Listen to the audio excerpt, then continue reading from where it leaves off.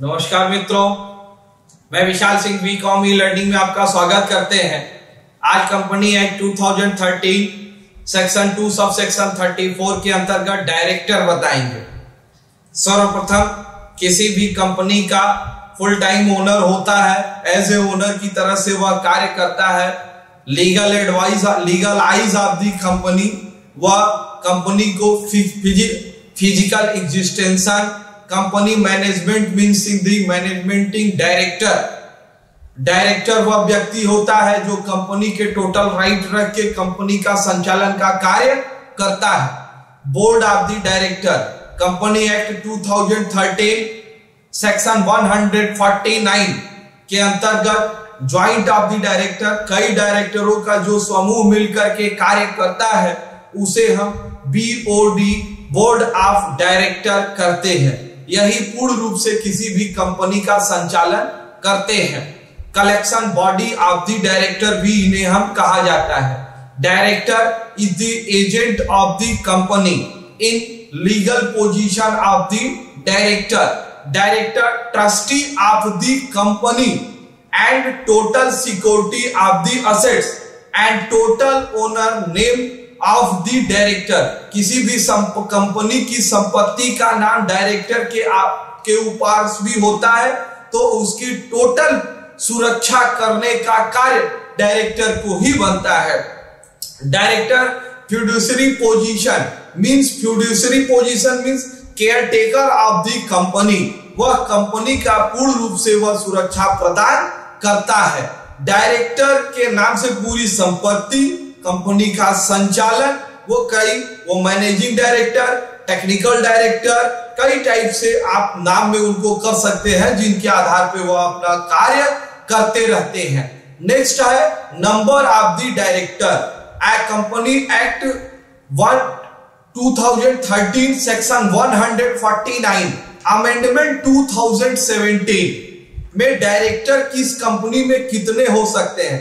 Public company minimum 3 director, private company minimum 2 director, OPC 1 person of the company minimum direct 1 but maximum directing 15। Public company में 3 हो सकते हैं, maximum 15, private company में 2 maximum 15, 1 PC में 1 हो सकते हैं और मैक्सिमम 15 डायरेक्ट हो सकते हैं। स्पेशल रेजुलेशन पास करके आप 15 डायरेक्टर से भी अधिक डायरेक्टर का अपॉइंटमेंट कर सकते हैं। 1 person of the 20 company in director, एक व्यक्ति 20 कंपनियों का डायरेक्टर बन सकता है। कंडीशन कुछ शर्त है। सेक्शन 165(1) के अंतर्गत पब्लिक कंपनी का डायरेक्टर 10 कंपनी से अधिक का नहीं हो सकता है। नेक्स्ट, कंपनी एक्ट 2013 में नेक्स्ट चैप्टर एक जोड़ा गया डायरेक्टर में, वुमेन डायरेक्टर। क्या महिला डायरेक्टर हो सकती है? कहेंगे हाँ, हो सकती है। आपको कुछ फिक्स इसके लिए अमेंडमेंट किया गया है कि रखना ही पड़ेगा। Paid up capital 100 crore, sale turnover 300 crore, the company appointment of the women director. अगर आपकी कंपनी इतना पेड अप कैपिटल 100 करोड़ को क्रॉस करती है, सेल टर्नओवर क्रॉस करती है, तो वुमेन डायरेक्टर उसे रखना पड़ेगा। टाइप ऑफ द डायरेक्टर कितने प्रकार के होते हैं? किसी कंपनियों में 2 types of the director. Full time director, full time वो 24 घंटे अकेले उस कंपनी के लिए देते हैं, जिसे हम chief executive officer, CEO, technical director, managing director, general management director के रूप में हम उनसे कहते हैं। Part time director in the company in professional work, time to time legal advice and legal work of the company.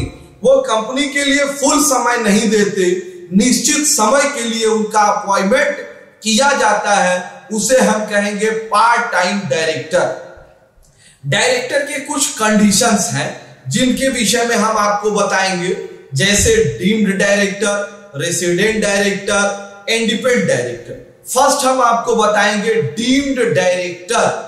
Deemed director company के board of director के द्वारा इनकी अपॉइंटमेंट होते। डीम्ड मतलब आपको पहले गर्भित, मतलब ये डायरेक्ट क्लियर नहीं है, इनडायरेक्ट रूप में पीछे से काम करते हैं और इन्हें हम पूर्ण रूप से मान्यता प्रदान नहीं करते लेकिन मानते हैं।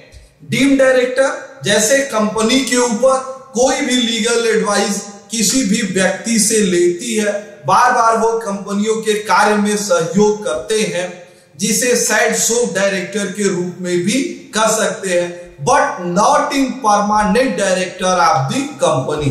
Resident director, company act 2013 section 149 sub section 3 के अंतर्गत किसी भी कंपनी में एक फुल टाइम जो डायरेक्टर होगा या एक से अधिक कई डायरेक्टर होंगे। किसी एक डायरेक्टर, मेरे शब्द को ध्यान रखिएगा, आपके पास 10 डायरेक्टर है, नहीं कोई दिक्कत नहीं, आपके पास ओनली वन, कोई एक director one at previous calendar year, current year नहीं, previous calendar year 182 day minimum stay in India, 182 दिन उसे भारत में रहना पड़ेगा। ये इनकम टैक्स की रूल के अनुसार है। अब बाकी इनकम टैक्स में रेसिडेंट के विषय में हम इन फ्यूचर्स आपको बताएंगे। नेक्स्ट है इंडिपेंडेंट डायरेक्टर, स्वतंत्र director. Company act 2013 section 149 sub section 4 के अंतर्गत first company in bounded of the listed company होनी चाहिए। कौन होना चाहिए? Listed company. 1/3 in independent director, you have been the 10 director, 1/3 minimum 3 director in independent director, but company in the paid up capital 10 crore rupees and sell turnover in 100 crore rupees। कुछ condition है कि कुछ व्यक्तियों को हम independent director नहीं मान सकते, जैसे मैनेजिंग डायरेक्टर इंडिपेंडेंट डायरेक्टर नहीं हो सकता, सब्सिडियरी कंपनी या होल्डिंग कंपनी का डायरेक्टर इंडिपेंडेंट डायरेक्टर नहीं हो सकता। कोई भी ऐसा पर्सन जिसको sale 2% and 50 lakhs above in benefit of the your person, यदि किसी भी व्यक्ति को बिक्री का 2% और 50 लाख से अधिक का लाभ दिया गया है तो हम उस व्यक्ति को इंडिपेंडेंट डायरेक्टर नहीं मान सकते। कुछ कंडीशन में है कि डायरेक्टर अपॉइंटमेंट करने के लिए क्वालिफाइड एंड अनक्वालिफाइड, तो कंपनी लॉ के अंदर किसी भी व्यक्ति को डायरेक्टर बनाने के लिए कोई स्पेशल क्वालिफिकेशन होना अनिवार्य नहीं है, ये ध्यान रखिएगा।